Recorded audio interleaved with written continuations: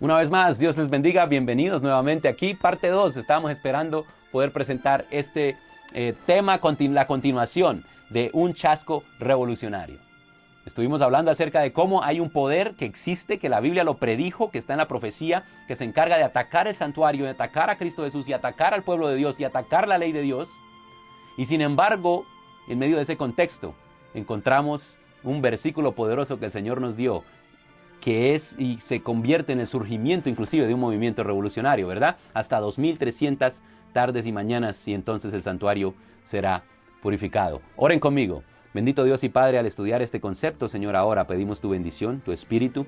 Permite que tú sigas guiando cada presentación y cada persona que se conecta y cada persona con la que compartimos estos mensajes y que tu espíritu, Señor, obre poderosamente. Perdona nuestros pecados, límpianos y habla, Señor, de una manera clara. En nombre de Cristo Jesús. Amén. Muy bien, mis amigos, entonces, tenemos un sistema. ¿Puedes tú identificar ese sistema? Podríamos hacer unas presentaciones largas explicando cómo este sistema cumple con todos los requisitos. Sin embargo, estoy tratando de hablar para un grupo de personas que quizá ya tenemos algún tipo de comprensión de lo que se está diciendo. Creemos que el sistema romano papal es ese sistema que usurpa la posición de Dios. Cuando tú observas la manera como lo hace, encontramos que hay un sistema de sacerdocio que dice ser el intermediario entre Dios y el hombre, un sistema de sacerdocio que dice tener la autoridad de perdonar pecados, al cual se le hace confesiones, un sistema que dice que maneja los sacramentos, en otras palabras, que ellos son los administradores de la salvación, en cierta manera. La salvación es por fe, pero se accede por medio de la iglesia que la administra. En este caso se habla de los sacramentos y aquellos que administran los sacramentos. Un sistema que se interpone entre Dios y el hombre. Dios dijo que el único mediador entre Dios y el hombre es Cristo Jesús. Un sistema que dice ser el representante de Dios en la tierra. Jesucristo dijo que cuando Él se iba a ir, iba a enviar su representante, que era el Espíritu Santo. Entonces, de cierta manera, podemos ver que este sistema se toma todos los atributos de Dios, establece un sistema falso de adoración, un santuario, ataca al santuario directamente, en todas sus maneras. Por ejemplo, también puedo decir que Jesucristo, en particular, porque acuérdense que el cuerno ataca al príncipe, que es Cristo Jesús. Jesucristo dice que Él es el rey, o sea que Él es la autoridad de Dios en la tierra como rey. Él reina y gobierna.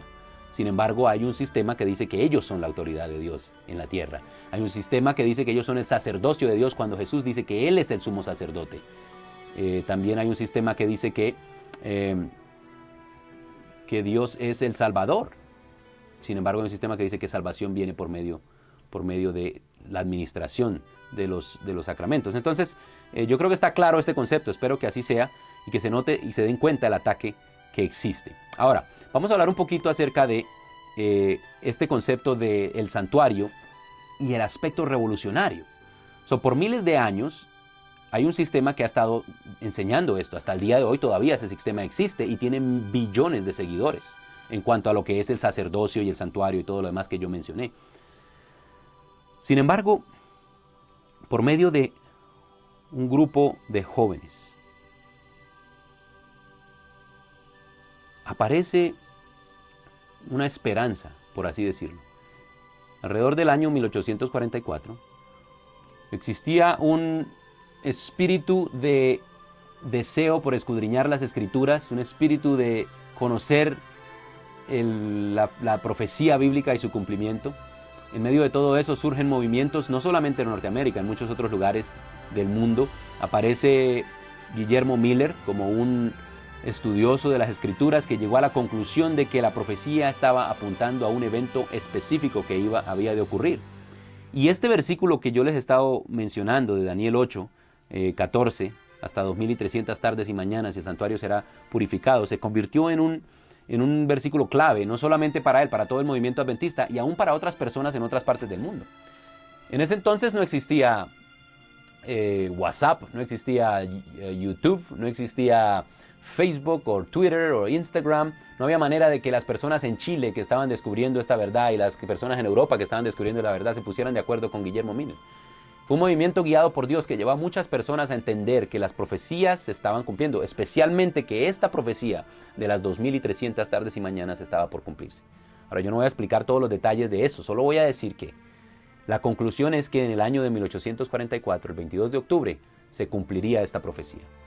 Cuando Miller la estudió y la leyó y entendió esto de la purificación del santuario, él lo comprendió como una purificación del santuario, o sea, la tierra siendo el santuario que iba a ser purificado por fuego con la segunda venida de Cristo Jesús. Desafortunadamente, esto generó un chasco porque Cristo Jesús no vino en esa fecha.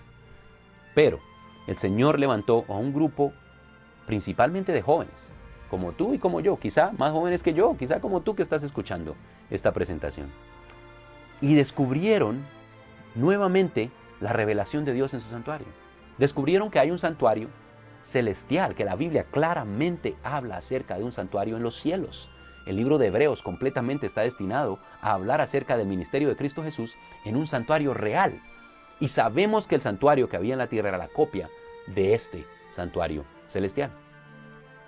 ¿Qué ocurrió en 1844 o pronto después de 1844, especialmente cuando el pueblo de Dios descubrió las verdades del santuario? Fue algo revolucionario.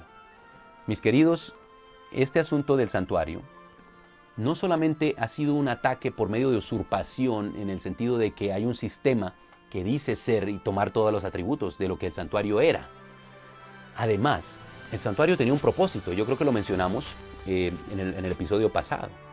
El santuario era la manera como Dios se revelaba a sí mismo. Hay aquí un punto que es muy importante, es quién es Dios. ¿Se acuerdan cuando hablamos de Miguel? Michael significa quién es Dios o quién es como Dios. Y decíamos que es un desafío que el mismo nombre pone contra un enemigo que quiere ser Dios. También leímos en Tesalonicenses, segunda de Tesalonicenses, acerca de este poder que quiere sentarse como Dios haciéndose pasar por Dios, ¿verdad? Entonces el santuario, hay un aspecto en el santuario que es muy importante y es que es donde Dios se revela a sí mismo. Para poder comprender a Dios, lo entendemos por medio del santuario. Allí podemos ver su carácter, allí podemos ver quién es Él, cómo Él se revela y cómo Él se presenta y se manifiesta. Entonces cuando hay un poder que usurpa el santuario, algo ocurre y es que cambia la esencia de Dios mismo. No estoy hablando en realidad, pero la esencia de Dios en cuanto a nuestra comprensión. ¿Cómo comprendemos a Dios? ¿Quién es Dios?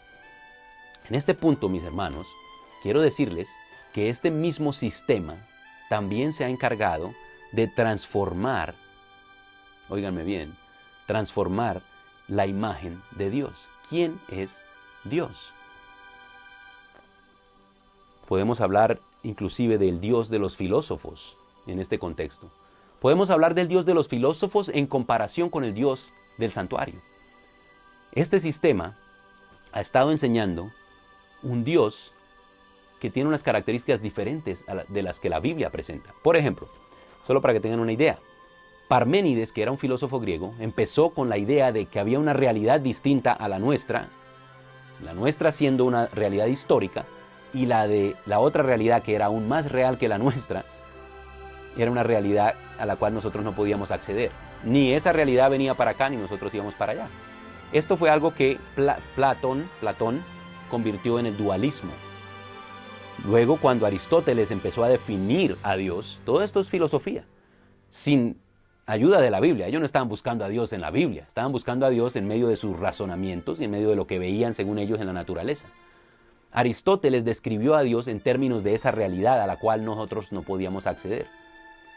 Más adelante, vienen entonces los padres de la iglesia y otras personas empiezan a tomar estas ideas y a darles forma y a mezclarlas con el cristianismo, interesantemente. Dos de estos personajes que son muy influyentes en la filosofía y en la mezcla de el cristianismo con la filosofía griega son, por ejemplo, Tomás de Aquino. Tomás de Aquino es uno de las personas que ha articulado la teología católica con la filosofía y es un padre en este sentido. Todos miran hacia él y todos construyen sobre lo que él presentó. Él recibió de los filósofos ese Dios y continuó con su trabajo. Los evangélicos o las personas protestantes, por así decirlo, toman su teología de Agustín, que hace un trabajo muy similar también al de Tomás de Aquino, y que de paso estos dos personajes son católicos. ¿Por qué estoy mencionando todo esto?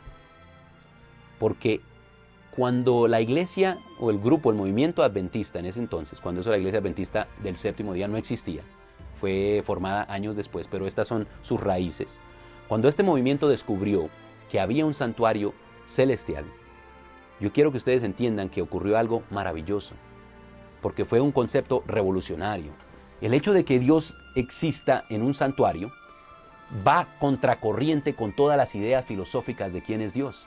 Hoy día la idea y el concepto de este Dios de la filosofía griega existe por todas partes. Inclusive los ateos que no creen en Dios noten esto. Si ellos quisieran creer en algún Dios, creerían en un Dios con esas características de la filosofía griega. Si ellos quisieran debatir a un cristiano en cuanto a la existencia de Dios, lo debatirían pensando en un concepto de Dios de acuerdo a la filosofía griega.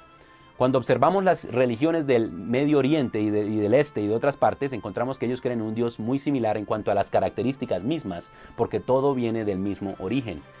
Desafortunadamente, muchos de nuestros hermanos católicos, nuestros hermanos cristianos de otras denominaciones, también creen en ese tipo de Dios. Quizá ellos no están al tanto de que eso es así, porque leen la Biblia y tratan de sacar de la Biblia el concepto de Dios. Pero hay unas presuposiciones que les hablan de un Dios que no está en la palabra. Si buscaran a Dios como la Biblia lo presenta, descubrirían que en algunas maneras contradice el concepto de Dios que ellos ya tienen.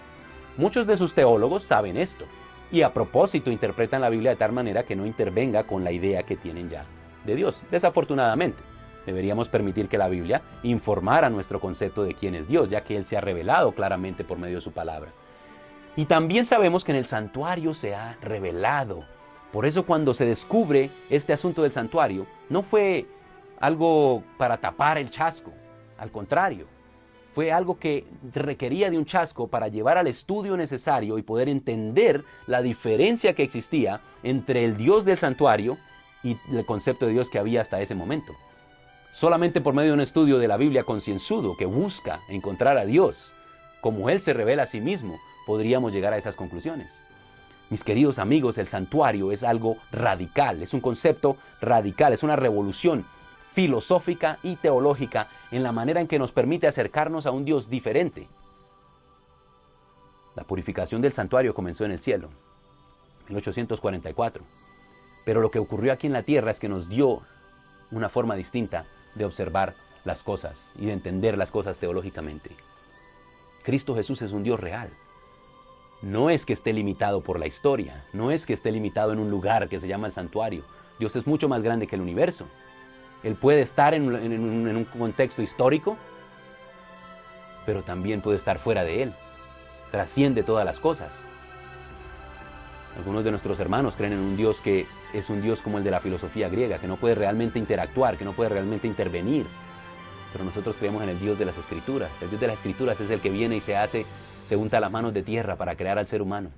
Es el que tiene un santuario en el cual Él habita y muestra su presencia, a pesar de que habita también en las alturas y que los cielos de los cielos no lo pueden contener, pero también se manifiesta realmente y físicamente en el santuario celestial. Esto hace que todas nuestras doctrinas como adventistas se construyan en la base de un Dios diferente, del Dios del santuario, del Dios que interviene, del Dios que se involucra y del Dios que quiere llevarnos a morar con Él en su santuario. Mis queridos, espero que ustedes estén disfrutando de estas presentaciones. Dios les bendiga. Meditemos en esto y en todo lo que significa hasta 2300 tardes y mañanas y el santuario será purificado. La purificación ha comenzado. El trabajo de Cristo Jesús en el cielo ha comenzado. Y también el nuestro aquí en la tierra como pueblo de Dios, predicar a un Dios diferente, a un Dios distinto, al Dios del santuario, porque mis hermanos, por miles de años, estas ideas se han estado predicando. Solo por 170, 180 casi, ha surgido un pueblo con un mensaje revolucionario. Tenemos que adoptar ese mensaje revolucionario y predicárselo al mundo. Existen millones de personas que necesitan oír acerca del verdadero Dios, del Dios que ministra en el santuario, en el verdadero tabernáculo, hecho por Dios y no el hombre. Existen millones de personas que necesitan conocer a Cristo Jesús, que necesitan conocer a Dios como Él se revela a sí mismo. Dios les bendiga.